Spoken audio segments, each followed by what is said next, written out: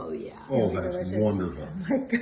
I have 1 pound of chorizo. I chopped up 1 onion. Put this together until it's nice and brown. All right, my chorizo is nice and brown. I have 2 teaspoons of minced garlic, fire roasted diced tomatoes, and I'm gonna have the whole pan in, diced green chilies. I've got the mild, and I've got some cumin, so probably a teaspoon or so. Black beans that I've drained and rinsed. So we're just gonna cook this through for a couple minutes. I have 6 corn tortillas in my 9x13 casserole dish. All right, so first thing, I'm gonna add about 1/3 of our meat mixture right on top of those corn tortillas. This looks so good. Look at the cheese I found.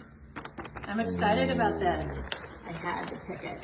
So I'm just gonna have a nice layer of cheese. There you go. And then 1 more layer of our corn tortillas, 6 of those going in. Back to our meat mixture, more cheese.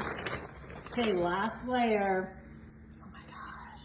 And then of course we're gonna have some things to garnish it with when it comes out.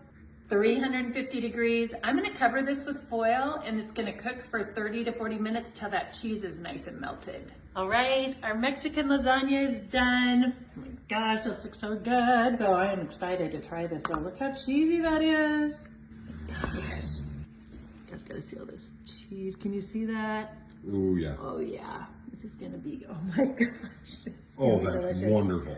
Woo! All right, love it. Oh my gosh, super excited. So I'm gonna add some sour cream, 3 cherry tomatoes that were right from my garden, and I'm gonna do some green onion this time. Oh my gosh, that looks so good. Okay, Mexican lasagna, yum. Ooh.